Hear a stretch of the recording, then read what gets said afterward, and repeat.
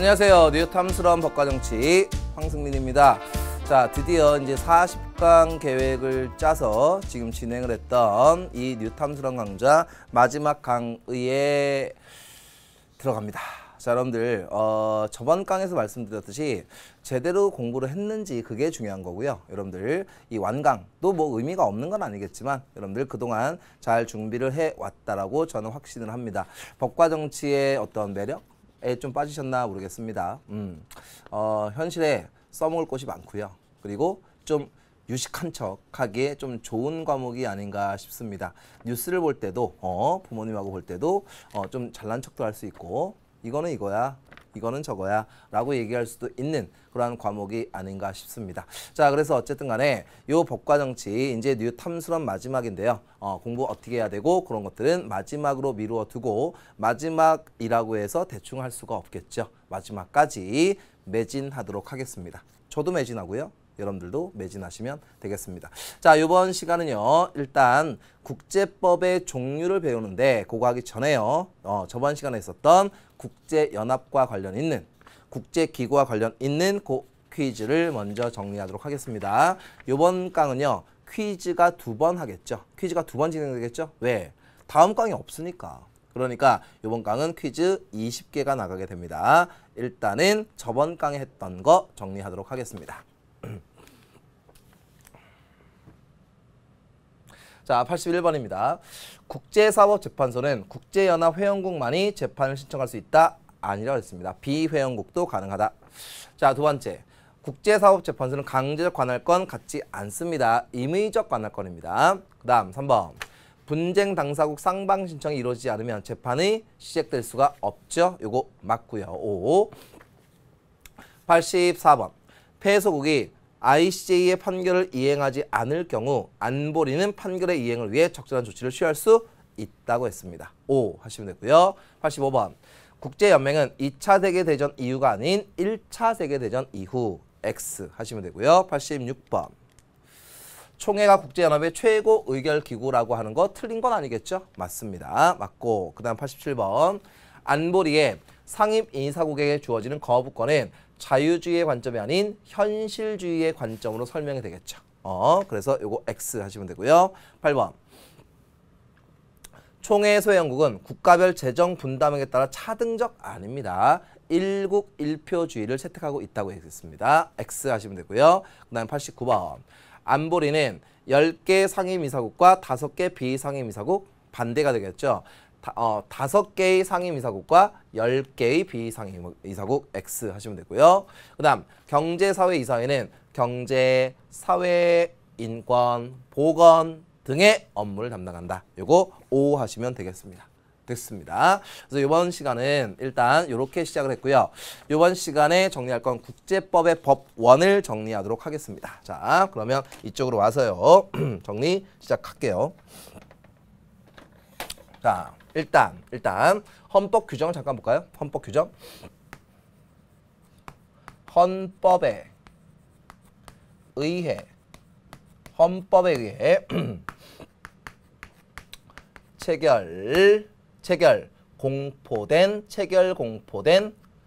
조약과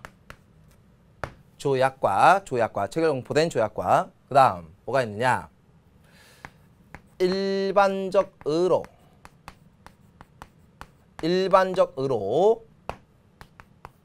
승인된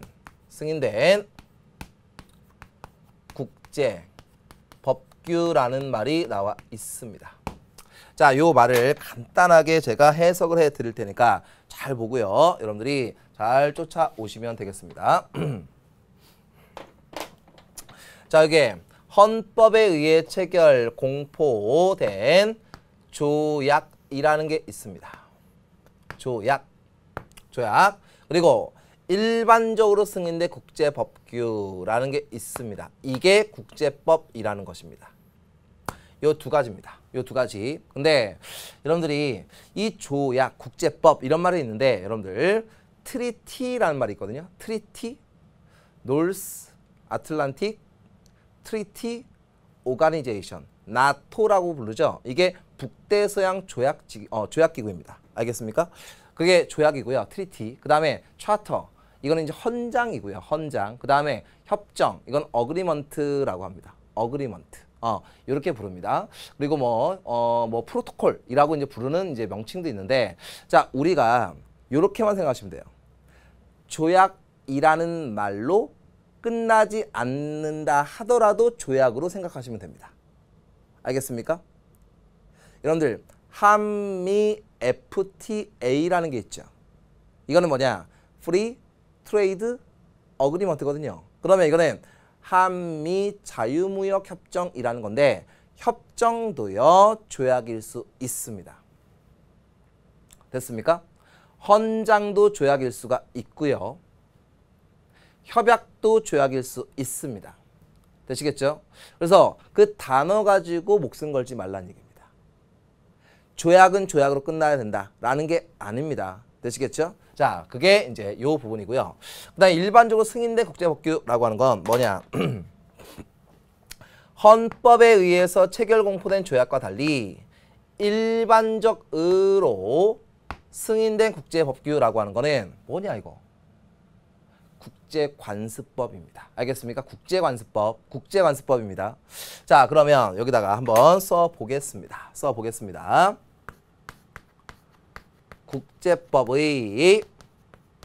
국제법의 법원이라고 한번 써보겠습니다. 자, 여러분들 시험 문제 딱 나오잖아요. 그러면 이 국제법의 법원이라는 말이 딱 나오면 여러분들 어렵게 생각하지 마시고요. 국제법에는 뭐가 있니라는 문제입니다. 알겠습니까? 이거는 법의 근원, 다시 얘기해서 법의 종류입니다. 국제법에는 대체 무엇이 국제법의 종류가 되겠니? 라는 것이에요. 됐습니까? 여기서 법원은요. 재판소 할 때 그 법원하고 한자가 다릅니다. 알겠습니까? 한자 이렇게 하고 이게 이제 원자입니다. 알겠습니까? 자, 그럼 여기서요.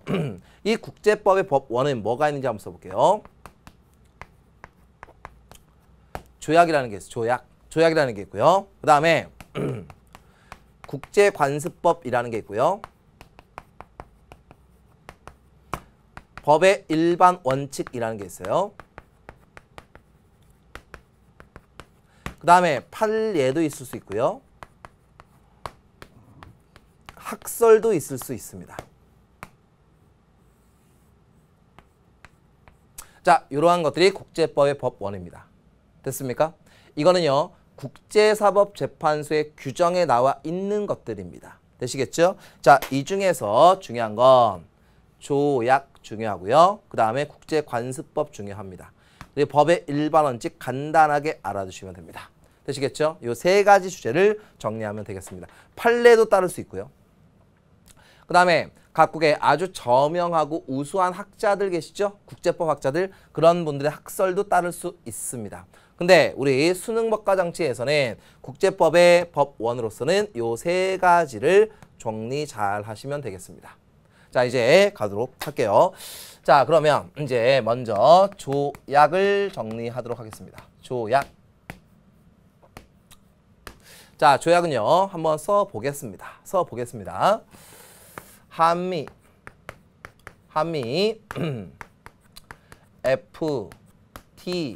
FTA가 있습니다. 한미 FTA. 그 다음 한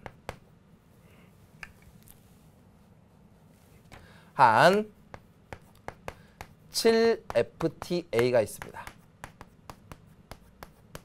그 다음 한 EUFTA가 있습니다.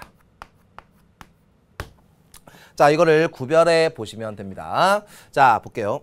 자, 여기서 요 한미 FTA는 뭐겠습니까? 한국과 미국 간의 자유무역 협정을 체결했다.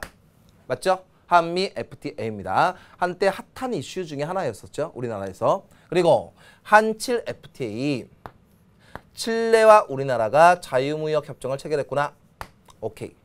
그리고 한국과 EU 간의 FTA를 체결했구나. 자, 이렇게 부릅니다. 됐습니까? 여러분, 칠레와 자유무역 협정을 체결하고 나서 칠레산 뭐가 많이 들어온지 아십니까? 여러분들은 별로 좋아하지 않을 건데 홍어예요. 홍어. 그 다음에 와인입니다. 와인. 그래서 선생님 주변에 이제 똑같이 이제 학원에서 이제 근무하시는 분인데 그분이 이제 그 별 자격증을 다 가지고 계신 분이 계시는데 와인과 관련되는 자격증도 가지고 계신 분이 계십니다. 그래서 그분이 칠레산 와인을 이제 하나 이제 아니다 지금까지 한 6병 정도 갖다 주셨군요. 그래서 뭐 심해에서 이제 뭐 숙성시키는 뭐 와인부터 시작해서 막 하는데 자, 이 칠레산 홍어라든가 이런 것들이 많이 들어오게 된 배경이죠. 그리고 한국과 EU 간 FTA 선생님이 띠띠띠 비스무리한 것 같은데 이런 걸 왜 썼을까요? 조약은요 뭐냐? 자, 국가 대 국가의 조약이 체결될 수 있습니까? 없습니까? 있을 수 있죠. 한미, 한칠 됐습니까? 그리고 국가 대 국제 기구 간의 조약이 체결될 수 있습니까? 체결될 수 있죠. EU, 국제연합. 여러분들 EU라는 나라도 있습니까? 없어요. 설마. 자, 그래서 국가 대 국가 간의 조약이 체결될 수 있고요. 그리고 국가 대 국제기구 간의 조약도 체결될 수 있습니다. 그럼 여기서 퀴즈가 비스무리한 게 나올 수 있겠죠. 뭐냐? 조약이라고 하는 건 국가 간에 이루어지는 것만을 말한다. 그럼 맞아요? 틀려요? 틀립니다. 자, 여기서 기억할 거 국제기구도 조약의 당사자가 될 수 있다라고 하는 거 기억해 두시기 바랍니다. 됐죠? 그리고 또 뭐가 있느냐? 자, 이런 게 있어요. 양자 조약이 있을 수 있어요. 양자 조약. 그 다음 다자 조약이라는 게 있어요. 다자 조약. 자, 양자 조약이라고 하는 건 뭐냐? 한국과 미국. 됐습니까? 다자 조약은 뭐냐? 여러 개의 나라들과 곳곳으로 다 체결되는 조약. 이런 것들이 다자 조약입니다. 알겠습니까? 자, 그러면 이러한 것들이 조약의 특징인데 자, 그러면 지금부터 가도록 하겠습니다. 보세요. 한국과 미국 간의 자유무역 협정의 내용은 누구를 구속하겠습니까? 한국과 미국을. 한국과 칠레는요? 한국과 칠레를 구속할 수 있겠죠. 다시 얘기해서 이거는 조약은 체결 또는 체약 당사국에만 영향을 미치게 됩니다. 됐습니까? 체약 당사국, 체결 당사국에만 영향을 미칩니다. 기억하십시오. 이거는 국제사회 전체의 규범이 될 수가 없습니다. 한국과 EU 간의 FTA 체결했습니다. 그럼 이거는 한국과 EU 간에 영향을 미칩니다.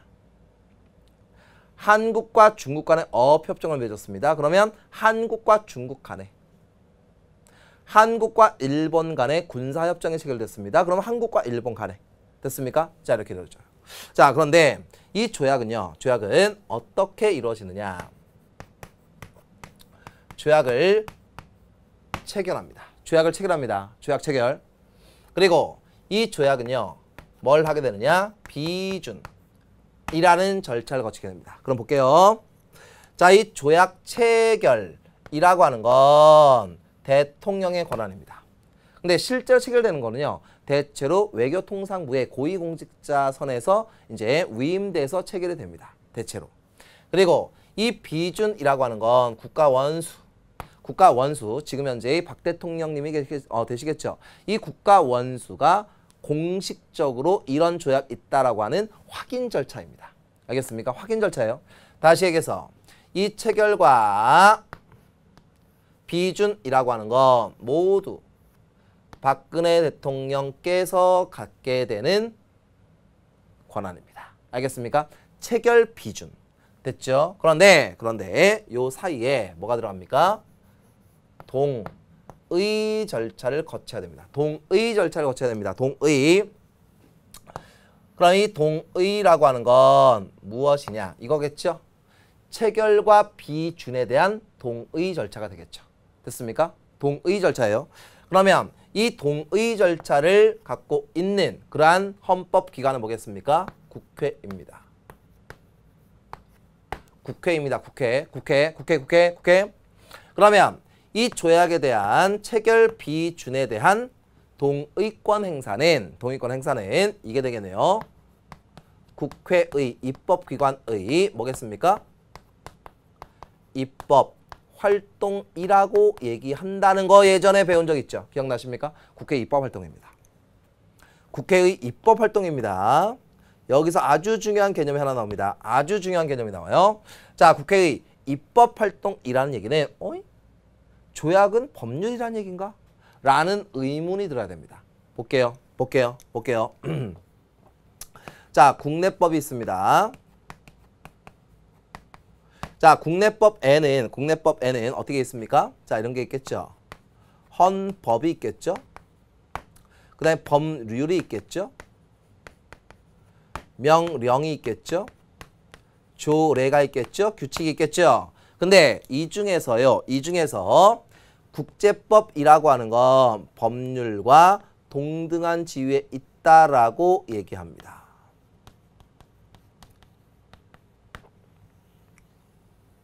됐습니까? 그래서 이 국제법이라고 하는 건 국내 법과 동일한 효력을 갖는다라고 하는데 거기서 말하는 국내법이라고 하는 건 무엇이다? 법률을 의미한다라고 하는 거 기억을 딱 해두시면 됩니다. 됐습니까? 그러면 조약을 체결했어요. 조약을 체결했어요. 그러면 그 조약이라고 하는 건 위헌법률 심사의 대상이 될 수 있습니까? 논리적으로 가능합니다. 그런데 이거는 국제 분쟁 같은 게 조금 발생할 수 있겠죠. 됐습니까? 그럼 보세요. 조약이 위에 있습니까? 헌법 위에 있습니까? 헌법 위에 있습니다. 명령, 조례, 규칙은 모두 조약의 하위 규범이라고 볼 수가 있습니다. 그럼 여기서 요걸 잠깐 볼게요. 자, 국내법과 국제법을 비교하였을 때 자, 이런 게 있겠죠? 일원론적 관점이 있고요. 그 다음에 이원론적 관점이 있어요. 무슨 얘기입니까? 일원론은 국내법과 국제법은 함께 존재한다. 섞여 있다라는 얘기겠죠. 그리고 이원론이라고 하는 거 따로 있다는 얘기겠죠. 그러면 지금 제가 법률과 조약은 동일한 효력, 동일한 급에 해당한다라고 하는 건 일원론적 관점이라고 얘기할 수가 있겠죠. 됐습니까? 이원론은요. 국내법 따로, 국제법 따로입니다. 그러면 이럴 경우에는 조약을 하나 체결해 오면 국내에서 따로 입법 활동을 해야 되는 거죠. 됐습니까? 자, 이런 게 일원론과 이원론의 차이가 되겠습니다. 됐습니까? 그래서 학계의 논란이 좀 있는 것이죠. 이런 것들은. 근데 우리가 통상적으로 이렇다라고 보통 생각을 합니다. 자, 이게 조약인데 자, 볼게요. 체약 당사국에만 영향을 미칩니다. 그리고 이거는 이 국민의 삶에 아주 중요한 역할을 하는 아주 중요한 역할을 하는 것들입니다. 다시 얘기해서 상호 원조와 관련되는 거. 국민에게 재정적 부담을 주는 거. 알겠습니까? 이런 것들은 반드시 국회의 동의를 거쳐야 된다라고 얘기를 합니다. 알겠습니까? 국회의 동의를 거치지 않는 조약도 존재할 수 있어요. 한일 군사협정은 국회의 동의를 거치지 않았었습니다. 이런 것들인데 자, 어쨌든 간에 조약은 이렇게 이루어진다라고 하는 거 딱 기억을 하시면 되겠습니다. 그럼 여기서 기억해야 될 거 뭐냐? 여기다 한번 써볼게요. 여기다 신사협정이라고 한 말 꼭 기억하십시오. 신사협정. 자, 신사협정은 영어로 젠틀맨스 어그리먼트입니다. 젠틀맨스 어그리먼트. 자, 이거는 신사들의 협정이라는 얘기죠. 됐습니까? 이 신사협정은 뭐 얘기하는 것이냐? 선생님이 생각하는 대로 쫓아오시면 됩니다. 아주 쉬워요. 여러분, 신사하면 떠오르는 나라가 어디 있습니까? 실제로 그런지 모르겠어요. 신사하면 떠오르는 나라? 영국이죠. 영국하면 떠오르는 날씨가 뭡니까? 비죠. 그럼 비하면 떠오르는 게 뭡니까? 우산이죠.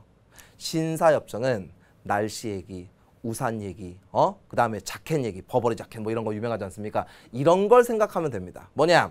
신사협정은 중요한 게 아니에요. 중요한 얘기 아닙니다. 날씨 얘기한 거. 아니 당신네 아들 어떻게 잘 크고 있어? 뭐 이런 것들. 알겠습니까? 뻔한 내용을 가진 협정입니다. 이건 신사협정이에요. 이거는요. 중요하지 않거든요. 중요하지 않아요. 이 신사협정이라고 하는 건 뭐냐?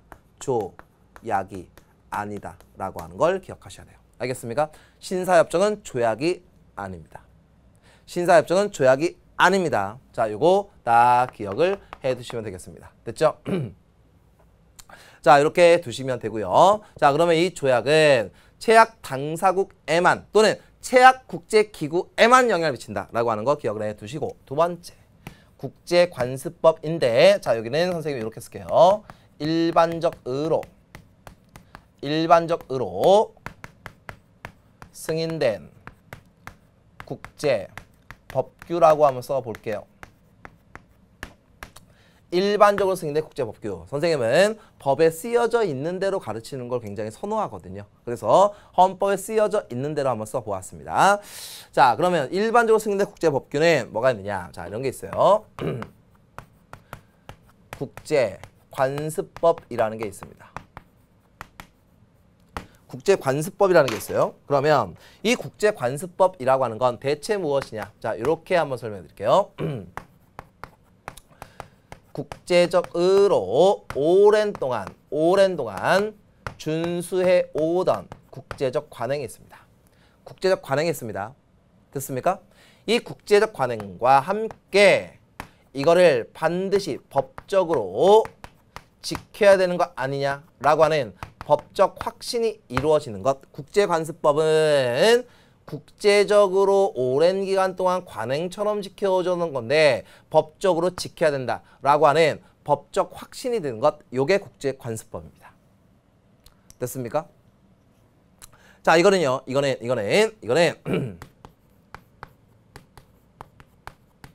특별한 절차를 필요로 하는 게 아닌 거죠. 됐습니까? 특별한 절차를 필요로 하는 게 아닙니다. 됐습니까? 이거는 국제법으로서 지위를 가질 때 뭐냐, 오랜 기간 동안 관행처럼 지켜오던 것으로서 법적 확신이 이루어지면 이거는 국제관습법이 됩니다. 그럼 국제관습법은 국제법의 지위를 가지고 있는 것입니다. 됐습니까? 대표적으로 외교관의 치외법권입니다. 치외법권입니다. 여러분들 영화나 드라마 같은 데 봤나 모르겠습니다. 어떤 사람이 망명을 합니다. 망명을 할 때 막 대사관을 막 달려갑니다. 달려가지고 담을 훅 넘어갑니다. 그러면 경찰들이 이렇게 쫓아가다가요, 이렇게 보고 그냥 끝납니다. 뭐냐? 외교관에 대한 치외권은 그런 걸 얘기합니다. 알겠습니까? 이거는 만약 예를 들어서 우리나라에 A라는 나라의 대사관이 딱 들어와 있다. 그러면 그 부분에 대해서는 우리나라 법률에 저촉을 당하지 않는다는 얘기입니다. 알겠습니까? 이런 것들 생각하시면 되고요. 그 다음 포로에 대한 인도적 대우, 이런 것들 됐습니까? 그리고 이런 것들 정치범의 불인도의 원칙, 이런 것들. 그 다음에 또 뭐가 있겠습니까?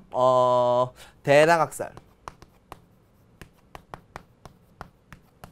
제노사이드라고 하죠. 제노사이드. 이 대량학살은 해서는 안 돼 라는 것들. 됐습니까? 그 다음 조약은 준수 되어야 한다. 이런 것들 있죠. 아주 당연한 것들이 있지 않습니까? 자, 그럼 볼게요. 외교관의 치외법권, 이거는 조약의 내용에 들어갈 수도 있거든요. 근데 조약의 내용에 들어가지 않는다고 하더라도 국제관습법적으로 인정을 된다. 됐죠? 그 다음에 포로를 인도적으로 대우해야 됩니다. 됐습니까? 그 다음에 정치범의 불인도, 무슨 얘기입니까? 망명한 사람을 원래 본국으로 돌려보내면 안 되겠죠. 그럼 가면 큰일 나는데. 이런 것들. 그 다음에 대량학살을 금지시켜야 된다. 그 다음에 조약은 준수되어야 한다 라고 하는 것. 자, 이런 것들이 국제관습법의 대표적인 내용들입니다. 됐죠? 그런데 여기서 여러분들이 헷갈리는 게 무엇이냐. 자, 이게 있어요. 이 국제관습법이라고 불리는 것들, 여기까지 딱 배우면 아주 쉬운데 여기서 주의할 게 뭐냐. 자, 이겁니다.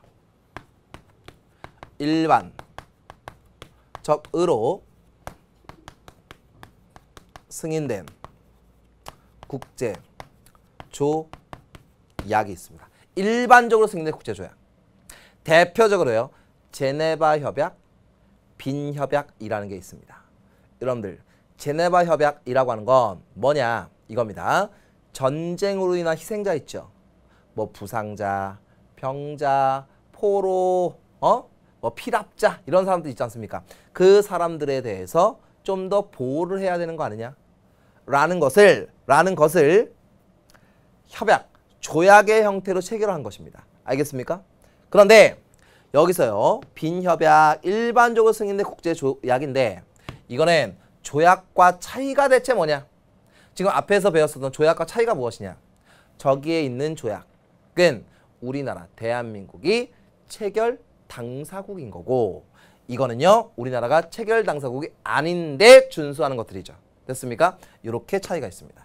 알겠어요? 그래서 일반적으로 승인된 국제법규라고 하는 건 국제관습법이 있고 이 국제관습법을 조약화시킨 게 일반적으로 승인된 국제조약이라고 한다.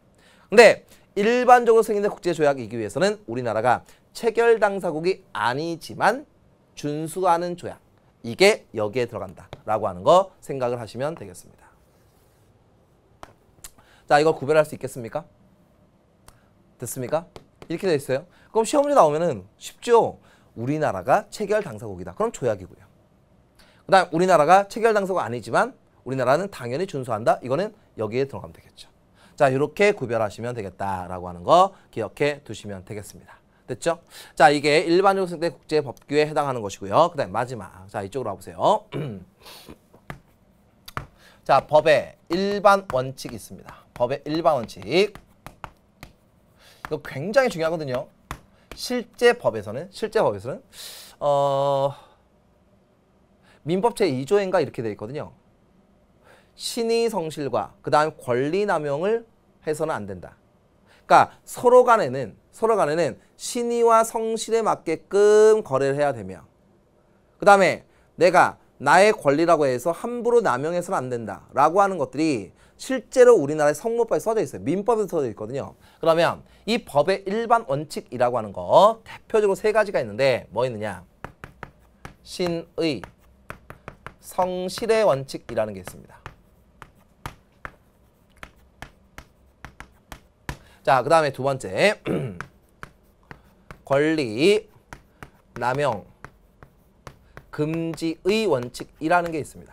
그 다음에 세 번째 손해배상의 원칙이라는 게 있어요.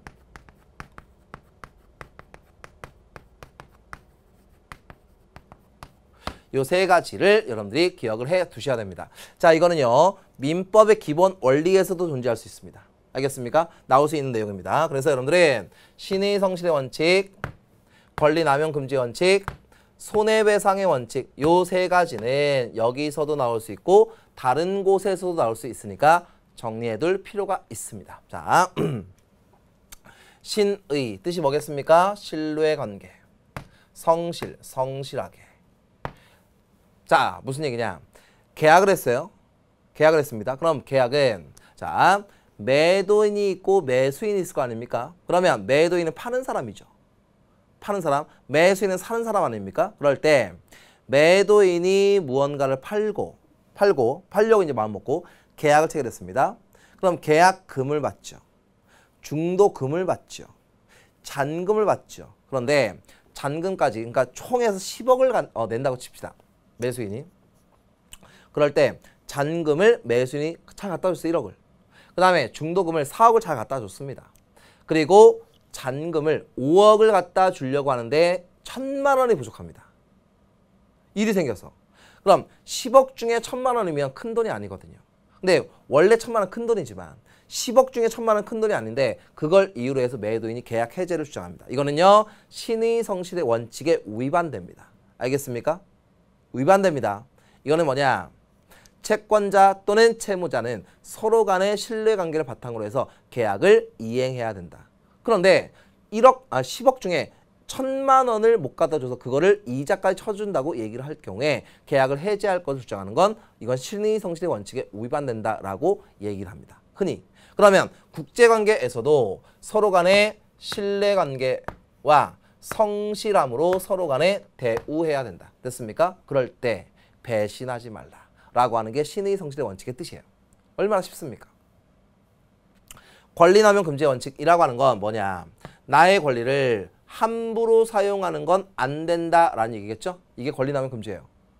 됐습니까? 이거는 이거예요. 선생님 땅이 있어요. 선생님 땅이 있는데 이 옆에 땅의 주인이 선생님 땅을 조금 밀고 들어왔어요. 건물을 짓는데. 근데 그걸 가지고 난리 부르스를 칩니다. 무슨 얘기냐? 이런 얘기겠죠. 땅을 조금 밀고 들어왔는데 옆집에서 선생님이 건물 부셔! 라고 막 주장합니다. 이거는요. 권리남용입니다. 알겠어요? 그러면 그 땅을 그냥 줘야 됩니까? 아니죠. 그 땅을 임대해 주거나 아니면 그 땅을 시세에 맞게끔 팔면 되거든요. 알겠습니까? 그래서 이 국제관계에서도 당신의 권리이기는 해. 그렇다고 해서 그 권리를 너무 심각하게 너무 심하게 사용하는 건 안 된다라고 하는 게 권리남용 금지예요. 알겠습니까? 그리고 손해배상의 원칙. 자, 이거는 불법행위죠. 국가와 국가 간에도 불법행위가 발생할 수 있죠. 그럴 때 이 불법행위를 한 쪽에서는 불법행위로 인한 그 피해가 발생한 쪽에 대해서 뭘 해줘야 됩니까? 손해배상을 해줘야 된다. 요게 손해배상의 원칙입니다. 됐습니까? 아주 간단하죠? 오케이. 자, 그러면 여기서요. 요 신의성실의 원칙과 권리남용 금지의 원칙을 간단하게 벤 다이어그램으로 표현해보면 이렇게 될 수 있습니다. 여기다 한번 해볼까요? 우리가 흔히 신의성실의 원칙을 신의칙이라고 합니다. 보통 신의칙. 그리고요. 권리남용 금지 원칙을 권남금이라고 하진 않아요. 그냥 선생님이 그냥 줄여봅니다. 권남금.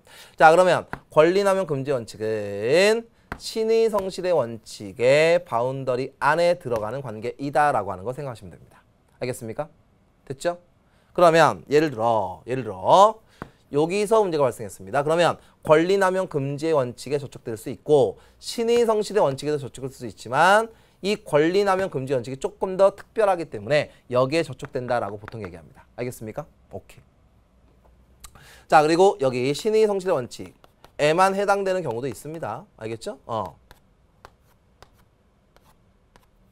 자, 이렇게 생각을 하시면 되겠습니다. 자, 그래서 여러분들은 이 법의 일반 원칙과 그 다음에 한번 가볼까요? 일반적으로 승인된 국제법규로서 국제관습법과 이것을 조약화시킨 우리나라가 체결 당사국은 아니지만 이루어지는 조약이 이러한 조약이 있고요. 그 다음에 여기로 가서 이 조약은 이런 게 쭉 있고 이 조약의 특징은 체약 당사국에만 그 다음에 이 체결 절차, 비준 절차, 동의 절차 이런 것들 얘기했고요. 그 다음에 국제법과 국내법의 관계까지 설명을 해보았습니다. 되시겠죠? 오케이. 자, 그러면 자, 거기 책을 잠깐 보시면은요. 선생님하고 국제법에 대해서 정리했거든요. 국제법. 자, 그래서요. 262쪽 거기 국제법이 나와 있고요. 그 다음에 한 장 넘기면 국제법 1 이런 것들 나와 있죠. 그거 한 번씩 쭉 읽어보시고요. 그러면 여기까지 했으니 제가 먼저 OX로 먼저 정리해 드릴게요. OX로. 그러니까 지금 강의 잠깐 일시정지 하시고요. OX를 풀고 그 다음에 또 보시기 바랍니다. 문제까지 풀고 뒤에 아시겠죠? 오케이. 자, 여러분들 푸셨죠? 자, 마지막 퀴즈입니다. 조약은 국제사회 전체에 효력이 있는 규범이다. 이거 맞습니까? 틀립니까? 틀리죠? 체결 당사국에만 효력을 미칩니다. X. 국제관습법에 대한 비준권 이런 게 어디 있습니까? 절차 없다니까요. 그쵸? 이건 상관이 없죠. X. 조약의 체결권은 대통령에 있다. 맞죠? 근데 다만 외교통상부 쪽에서의 그 고위공직자가 위임을 받아서 체결되는 경우가 많다고 얘기했죠? 오케이. 그래서 예전 한미 FTA 때도요. 외교통상부의 어떤 지금 현재 이제 국회의원이신데요. 그분이 가가지고 이제 FTA를 체결을 했었습니다. 아시겠죠? 그다음에 94번. 조약 체결 비준에 대한 동의권은 국회의 권한이다. 맞죠? 국회의 입법권입니다. 그럼 한번 정리해 볼까요? 국회 입법권 뭐 있습니까? 법률 재개정권. 두 번째, 조약 체결 비준에 대한 동의권. 세 번째, 헌법 개정에 대한 제한권과 그 다음에 뭐가 있습니까? 헌법 개정에 대한 국민투표를 붙일지 여부에 대한 의결권. 이렇게 세 가지가 있는 겁니다. 아시겠죠? 그게 입법권. 자, 395번. 개별 주권 국가만이 조약의 당사자가 되는 것은 아니다. 맞죠? 그래서 UN이라는 국제기구도 가능하다 그랬습니다. 조약은 일반적으로 승인된 국제법규이다. 이거 틀리죠? 일반적으로 승인된 국제법규는 무엇입니까? 이거는 국제관습법입니다. X. 자, 국제관습법은 국회 동의를 얻어야 국내에서 법적 효력을 갖는다. 이런 거 없다니까요. 조약입니다. 이 내용은. 네, 98번. 판례나 우수한 학자의 학설도 국제사법재판소의 법원이 될 수 있다고 얘기했죠. 가능합니다. 그래서 조약, 국제관습법, 법의 일반 원칙, 판례, 그 다음에 학자의 주장, 학설 다 가능합니다. 자, 99번. 조약에 위반된 헌법 규정에 효력이 없습니까? 말도 안 되는 소리죠. 헌법보다 하위의 규범입니다. 자, 400번. 신사협정은 국내법과 동일한 효력을 갖고 있을 수가 없다 그랬습니다. 신사협정은요, 조약이 아닙니다. 조약이 아닙니다. 자, 이렇게 해두시면 되겠습니다. 되시겠죠? 오케이. 자, 이렇게 해서요, 제가 일단 OX 퀴즈까지 정리해 드렸고요. 그러면 이제 문제 5문제만 풀고 마지막 정리하고 끝내겠습니다. 문제가 이쪽은요 좀 쉽거든요. 한번 쭉 한번 풀어볼게요. 265조. 다음은 국제사법재판소의 규정 일부이다. 라에 대한 설명으로 옳지 않은 거. 재판소는 국제법에 따라 재판한다. 자, 여기 조약, 국제관습법, 법의 일반 원칙, 그 다음에 뭐 판결, 학설 이런 게 나와 있네요. 1번. 국가와 국제기구 간에도 체결할 수 있다. 맞고요. 나는 별도의 체결 절차가 필요 없다. 맞죠? 3번. 외교관의 면책특권은 국제관습법이죠. 그런데 왜 다로 갑니까? 나로 가야 되겠죠? 잘못됐고 답은 3번이고요. 4번. ICA는 라를 반드시 따라야 하는 것은 아니다. 맞습니다. 맞습니다. 맞습니다. 맞고 그 다음에 5번. 라는 강제적으로 집행할 기구가 없다는 특징이 있다. 맞습니다. 그래서 답을 3번으로 하시면 되고요. 자, 기본 문제 4번 문제인데 A. 자, 주체 간의 협상과 합의로 성립된다. 그 다음에 B는 국가의 주권에 미치는 범위나 개인이나 단체다. 그러면 A는 국제법이겠죠. 국제법. 그 다음에 B는 국내법이겠죠. 1번. 국제법에는 다국적 기업이나 국제기구도 포함된다. 요거 될 수 있겠죠. 2번. 니은 N은 행위주체의 의사를 대표하는 입법기관에 제정되고요. 3번. A는 B에 비해 행위 주체에 대한 구속력이 약하고 위반 시 제재가 곤란하죠. 국제관계에서는. 4번. B는 중앙정부에 의한 강제 집행이 가능하여 서로 충돌할 경우에 항상 A보다 우위에 있습니까? 그렇지 않다 그랬죠? 이거는 학계의 논란이 일단 있습니다. 알겠습니까? 그런데 이론론적 관계를 본다 하더라도 법률과 동일한 효력이거든요. 알겠습니까? 그러면 이거보다 상위의 규범도 있고요. 이거보다 하위의 규범도 존재할 수 있다. 5번. A는 국제법, B는 국내법. 맞고요. 자, 그 다음에 어딥니까? 심화 문제 3번. 자, 밑줄 친 부분에 대한 옳은 설명입니다. 자, 밑줄 친 부분이 기존의 국제정치 규범이네요. 관념의 정착을 위해서는 그동안 불문율로 간주해왔던 기존. 이건 국제관습법이 되겠죠. 됐습니까? 자, 기억. 체결 당사국 간에 합의된 문서 형식 국제법 법원에 해당한다. 이거는 상관이 없죠. 이건 조약입니다. 니은. 별도의 절차 없이 원칙적으로 모든 국가의 포괄적 구성력. 맞죠? 맞고. 디귿. 세계 문명국들이 공통을 승인하여 국내법을 수용하고 있는 법의 보편적 원칙. 이거는 법의 일반 원칙.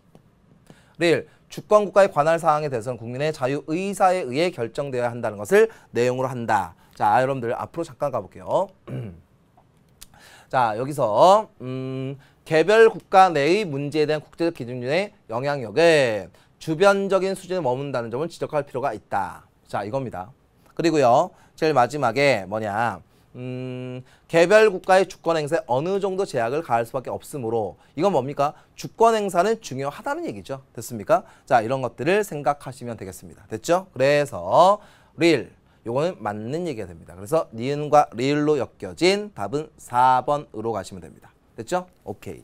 자, 이제 한 장을 넘겨서요.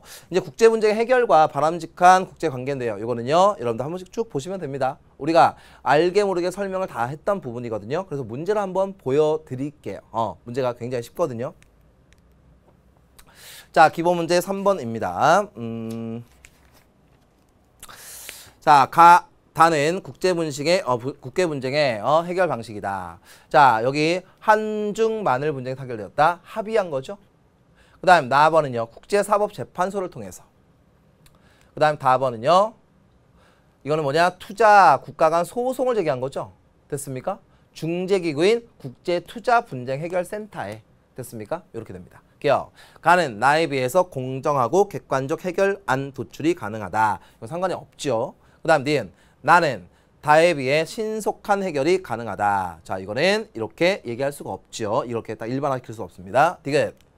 다는 가와 달리 제3자를 통한 해결. 맞죠? 그 다음 리을. 가의 다는 모두 평화적 분쟁. 전쟁한 적 없잖아요. 그쵸? 평화적 분쟁 해결 방식입니다. 하시면 되고요. 마지막. 자, 자료에 대한 옳은 분석을 보기 위해서 골라보세요. 문화적 표현의 다양성 보호와 증진에 관한 협약입니다. 자, 그러면 한번 볼게요. 당사국 국제연합 헌장과 국제법의 원칙 및 보편적으로 승인된 그 인권 문서에 따라 문화적 표현의 다양성을 보호하고 증진하기 위한 문화적 정책을 입안하고 실행하며 문화 조치를 채택하고 또한 이 협약의 목적 달성을 위한 국제협력을 강화하는 주권적 권리를 재확인한다. 그다음 6조. 각 당사국은 제4조 6항에서 정의한 문화정책과 문화조치의 틀 안에서 자국의 특수한 상황과 필요를 고려하여 자국 영토 내에서 문화적 표현의 다양성 보호와 증진을 위한 조치를 채택할 수 있다. 이 협약의 해석 또는 적용과 관련하여 당사국들 사이에 분쟁이 발생하는 경우 분쟁 당사국은 교섭을 통해 해결책을 모색하고 분쟁 당사국이 교섭을 통해 합의에 이르지 못할 경우에 분쟁 당사국은 공동으로 제3자의 주선을 모색하거나 중개를 요청할 수 있다라고 되어 있습니다. 기억. 문화적 다양성이 조약 체결 당사국의 주권보다 더 중요하다고 본다. 아니죠. 이건 뭐냐. 각국의 노력도 중요하고요. 그 다음에 개별 국가의 주권 행사를 개별적으로 해야 되겠죠? 됐습니까? 그래서 기억은 잘못됐고. 그 다음 님. 국제사회의 문화적 이질감 완화 및 보편성 확대.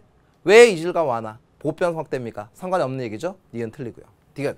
조약과 관련된 분쟁에 대하여 분쟁 당사국 간 외교적 해결을 우선적으로 제한하고 있다. 거기서요.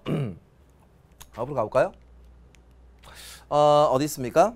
분쟁 당사국들은 교섭을 통해 해결할 책을 모색한다. 그러니까 요 디귿 선택지는 맞는 얘기가 되겠죠? 그 다음에 리을. 조약 체결 당사국 간의 문화적 다양성을 둘러싼 분쟁이 발생하면 그 해결을 위한 규범으로 활용할 수 있겠죠. 그래서 디귿과 리을 그냥 추론해서 독해에서 추론한 후에 풀 수 있는 문제입니다. 자, 이번 시간에 배웠던 거 국제법의 법 1으로서요. 조약이 있고요. 국제관습법이 있고요. 일반 원칙이 있습니다. 됐죠? 요 내용 디테일하게 한번 공부해 놓으시면 좋지 않을까 싶습니다. 되시겠죠? 자, 그러면 이렇게 해서요. 제가 정리해 드려야 되는 개념은요. 다 마무리했다고 보이고요. 자, 그러면 여러분들이 정리를 어떻게 해야 되는지 올해 정리를 또는 내년 정리를 어떻게 해야 되는 건지 제가 간단하게 말씀을 드리고 헤어지도록 하겠습니다. 자, 여러분들 이제 선생님이 그냥 물리적으로 한번 구별을 한번 해볼게요. 자, 정치 크게 3개의 단원이 있고요. 법 크게 3개의 단원이 있거든요. 약간 디테일하게 들어가면 조금은 달라요. 그냥 물리적으로 그냥 해볼게요. 자, 근데 이 법 파트와 정치 파트가 있는데 여러분 공부 지금 이제 마지막까지 들었으니까 여러분들 좀 느낌이 오나 모르겠습니다. 어디가 공부를 하지 않으면 아예 못 맞춥니까? 법입니다. 법입니다. 정치는요. 맞출 수 있는 부분도 있습니다. 맞출 수 있는 부분도 있습니다. 됐죠? 그럼 법만 공부하느냐? 그러면 안 되겠죠. 여러분들 수능에서요. 20문제가 나오는데 이 20문제 중에서 공부하지 않아도 독해 잘해서 풀 수 있는 문제가 몇 문제 나옵니다. 인간적으로 모든 거를 다 공부해서 맞추는 문제는 아니에요. 알겠습니까? 그래서 한 2, 3, 4문제 정도는 그냥 풀 수 있는 문제도 나와요. 알겠습니까? 근데 그 부분은 거의 대체로 여기예요. 그리고 여러분들 공부할 때 오답률이 있죠. 오답률이 있습니다. 오답률은 베스트 5 정도 딱 보시면 딱 보이는데 베스트 5 중에요. 3개에서 4개가 법 파트입니다. 알겠습니까? 소년 사건 처리, 뭐 근로자의 권리 구제 이런 것도 뻔한 것들이 있거든요. 잘 틀리는 거. 그 부분을 잘 정리하시면 여러분들이 베스트 5에서 틀릴 문제가 거의 없어요. 알겠습니까? 그러니 여러분들은 일단 공부할 때 법 파트에 5.5 정도, 그 다음에 정치 파트에 4.5 정도 비중 또는 6대 4 정도의 비중을 두면 딱 맞거든요. 실제로. 그래서 제가 이제 재수하는 분들 이제 지도를 할 때 지도를 할 때 자 이렇거든요. 1학기 때 적당히 조율하고요. 2학기 때부터는 비중을요. 6대 4 또는 6.5대 3.5 비중으로 정리해 드립니다. 그럼 딱 맞아요. 알겠습니까? 그래서 여러분들 정치에서요. 여러분들이 잘 정리해야 되는 부분들이 몇 가지가 있거든요. 1단원에서는 크게 없어요. 내용이 막 어렵거나 막 깊거나 그런 게 없거든요. 2단원에서는 뭐가 나옵니까? 의원 내각제 대통령제, 이원 정부제, 우리나라의 정부 형태. 그 다음 뭐가 나옵니까? 선거제도 있죠? 선거제도. 여러분 선거제도에 들어갈 때마다 고통받는 친구도 있어요. 막 계산 문제만 나오면 막 떨리고 쫄리고 막 이런 분들이 있어요. 여러분 그럴 필요가 없습니다. 기본 개념 딱 깔아주고요. 그 다음에 연습을 하시면 돼요. 연습을 하시면 돼요. 자 이렇게 하면 되고 3단원에서는 뭐냐? 헌법 파트거든요. 헌법의 기본 원리 쉬워요. 여러분 할 수 있어요. 기본권 보장과 통치기구로서 통치기구에는 국회, 국회, 그 다음에 행정부, 사법부, 헌법재판소 4개의 헌법기관 정리하시면 돼요. 4단원은 개인생활과 법, 권리 능력에서부터 쭉 나오는 거 있죠. 그 다음 5단원 사회생활과 법으로서 범죄, 이런 것들, 그 다음에 근로자, 그 다음에 소비자 이런 것들 잘 정리하시면 돼요. 6단원은 지금 현재 배웠던 뭐냐? 국제관계입니다. 자 그래서 이 법과 정치를 여러분들이 내년에 또는 후년에 이제 수능으로 볼 것이냐 말 것이냐라는 걸 고민을 할 텐데요. 정리 잘하면요. 절대 후회하지 않아요. 진짜로. 진짜로.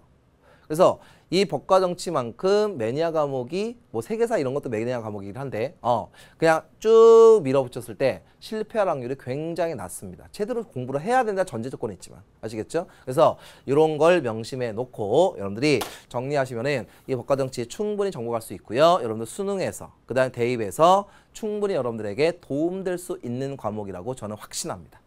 아시겠죠? 그리고 지금까지 법과 정치 선택해서 공부 열심히 했던 친구들도 그렇게 생각을 하고 있습니다. 아시겠죠? 그래서 어쨌든 간에 이 어렵고 그 다음에 이렇게 멋있는 과목 마지막 강의까지 듣느라고 공부하느라고 고생 많으셨고요. 지금 풀지 않은 문제들이 있거든요. 단원별로. 그거는요.